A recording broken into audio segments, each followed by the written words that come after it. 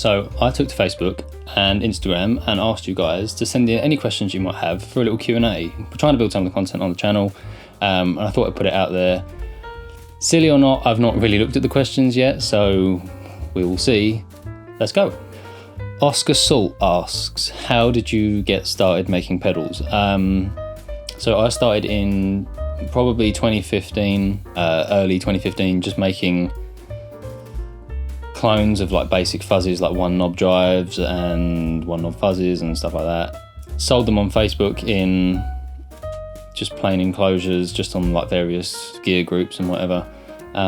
Over time, like that kind of started getting busier, and I started kind of getting more work for it. And then it was actually my now wife who suggested, why don't you put a brand to what you're doing and start a pedal company? And I was hesitant at first, and then kind of as the time went on, I just thought, I'm just going to give it a go. So in 2016 we started Xander, and then over the last 4 years it's just kind of gone crazy and snowballed from a hobby into like what is a major part of my life. Kai Down asks, what is your opinion on digital modelers? I can't really talk because I use the amp sims on GarageBand all the time, which is obviously modelling an amp because it's easier than plugging in or trying to mic a speaker, and it's faster. So in that sense, I mean, I do use modelling stuff, but if we're talking about the floor units, they're not really my thing. I mean, I'd see that they have a place, but something about them just feels very utilitarian and quite uninteresting. I'm sure they serve a purpose, and if they do for some people, then that's great, but just not really my thing. Joseph Maxwell asks, what 3 pedals would you pick as an essential board? I'm not sure whether he meant our pedals or someone else's pedals, so I'll do both. So for us, I would say that I would go with probably the Surplus, because it does like clean boost through to a mid-gain drive. The Foxton, because it does rhythm and lead fuzz quite well, because obviously you've got the kind of the normal fuzz, which is really good for rhythm, and then the octave stuff, which will do lead really well. And then the last one, it's got to be the Junipero, because it's 8 effects, so 3 pedals, but one of them's got 8 effects in. It's a no-brainer. That gives you the most versatility. If I was picking 3 pedals from other brands, what would I pick? I think the DoD Rubberneck delay, because I really like how that sounds. Maybe the Fraz Dazzler from Dr. Scientist, that sounds really good. And then probably just something simple, like the Fuel Driver from Raygun. That's really cool. That's just like a dirty boost kind of thing. Outside of that, I mean, like light drive and a fuzz and, a bit of delay or modulation or whatever, like that's me covered really. Joseph Maxwell also asks, Halloween or Christmas? This is easy, Christmas. I get time off work, I get to eat what I want. Halloween is for children, and it's only one day, so Christmas wins every time, and I don't know why anyone would disagree with that. DC Dan asks, what pedal was your most challenging to build and why? This would be the Junipero, because it took 2 years to get that out. We hit a lot of stumbling blocks along the way. So I did the audio side of things, like the patches, and then someone kind of came in and did all the digital control, all the presets, the MIDI expression stuff. We worked together to get it ready. It was only really supposed to be maybe like a 6 to 9 month project, but over time, like we started developing and getting ideas for other things that we could include, and that's kind of why it turned into such a beast in the end, because we just kept thinking of stuff that we could add, and every time we did, that added time to the project, and then we got hit with delays with parts, and then found out that we couldn't use certain parts, and then approaching towards the tail end, we got messed around with the custom knobs that we had made. They arrived, we waited months, and they were all dodgy, so we had to have like a whole case with the people who supplied it, and then try and source from elsewhere, and we got refunded, and then the whole world ended about a month before we were meant to release it. So it was a real challenging 2 years, and I'm really glad with how it's sounding now. We've had really great feedback since it's been released, but it took forever, and I'm so glad that it's finally over. Adam Richards asks, what is the average flight speed of a Falcon? I don't know. Let's find out. Apparently, the maximum flight speed of a Peregrine Falcon is 390 kilometers an hour. Can't find anything for average, so I'm afraid that will have to do, Adam. Feel free to Google some more. Daniel Wally, I'm going to go with Wally, asks, which pedal company do you admire the most? I think this would probably have to be, it's a toss-up really, but I think Raygun Effects comes out on top. They are a company local to me. They've been going a few years longer than me, and they are the kind of the ones that got me into building. So Steve, who runs it, I basically ended up buying almost his entire pedal line at one point, plus a couple of custom jobs.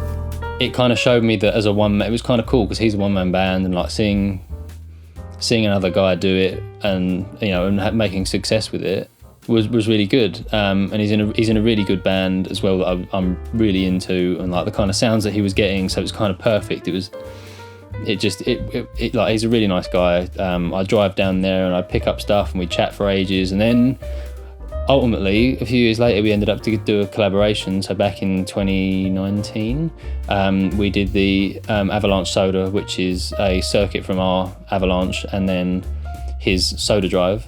And that was amazing, really, kind of going from, I went from this, when I was like in my late teens, kind of buying pedals from this guy, and then a few years later, I've got my own company and we're working together. It was great. Northern Stomp Boxes asks, why does fridge have the letter D in it, but refrigerator doesn't? I don't know, and I don't care. Ethan Muta asks, what is your favourite pedal and why is it a Miku? I have never played a Miku, and I'm sad that because I think it's been discontinued. But if anyone's got one, feel free to send me it and I'll have a go on it. Oh, is that name again? Daniel W asks, what is your least favourite pedal and why is it a ring modulator? How dare you? I like ring modulators. They are definitely for an acquired taste, I'll give you that. But they have their own thing going on and I like it. Nothing else is really similar to it. People can blur the lines between overdrive and fuzz and distortion. That's a whole grey area, but ring modulator, you know what it is. Oh, Daniel W is on a roll today, so this is his third question. Do you think you could make an edible... Oh, okay, it's not a serious one. Do you think you could make an edible cheese and ham sandwich while spinning inside a G-Force trainer that they use to train fighter pilots? What is wrong with you? What is wrong with you?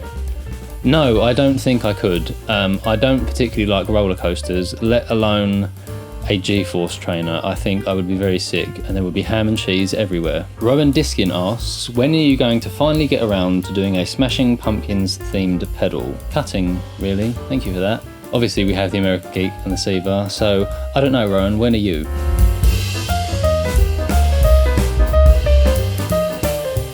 Frank Jarrus asks, very interested in the Junipero, what cables would I use to connect for MIDI? I use a DA MIDI controller as well as a MIDI box. So I'm going to assume by MIDI box he means the Empress MIDI box, which is actually what we used when we were developing the Junipero. So if that's what you're using, then you just need a TRS cable, standard 1/4" one. So you go straight from the Junipero into the MIDI box and then DIN cable outside the other MIDI box into whatever controller you're using. As stock, the Junipero comes set up on the Empress configuration, so the same configuration as any Empress pedal, but there is a modification you can do, like a jumper wire you can place that converts it to the same configuration as Chase Bliss pedals. So they are different, but let us know when you're buying and we can do it for you. So Drewman Guitars asks, have you ever considered a utility combo pedal? Tuner, gate, compressor would save tons of room and nobody's doing one. Not really. I don't use a gate or a compressor in my setup, and I tend to only really build things that I would use. And tuner pedals, the market's pretty covered already. It would be a hell of a lot of R&D to do something like that probably wouldn't be any better than what is already out there, so I think I'll probably pass on that one. Sean Denton says, I'd love to hear some bass demos. Yes, we should do some more, really. Not only with the Sono, which is our bass specific pedal, but we should demo more stuff with our regular pedals on bass. I'm not much of a bass player, which is why I haven't really done too much before, but I do plan on trying to do some more in the near future. Kenneth Belshaw asks, when creating a new pedal, do you have a theme or another pedal you'd love to improve before reaching for the soldering iron? A bit of both, really. So sometimes I'll know that I want to try and recreate a certain sound, which is kind of where the Siva came from, which is an op-amp kind of muff-based fuzz. And I was like, I definitely want to try and, you know, do the Siamese Dream thing, so let's go for that. But other times it'll be a case, especially when we were first starting out, obviously before all the digital stuff with the Junipero and all that kind of came around, when we were just kind of working with fuzzes and drives, it was just kind of, let's just try and find some classic circuits, let's see what they sound like, where their strengths and weaknesses are, let's see if we can overcome them by adding, you know, more control and stuff like that. So a little bit of both. We've still got some ideas coming up for other like fuzz and drive stuff, so we're not completely leaving that area behind. But I think predominantly moving forward, we are really focusing on that digital side of things. Well, thank you very much for your questions, everyone. We'll try and do this again fairly soon. This was fun. I'm glad people were asking questions. Serious or silly, I don't mind. But yes, thank you very much. Thank you for watching. Please subscribe if you haven't. We are trying to build, the channel as much as we can. So like and subscribe if you're there, and we'll see you next time.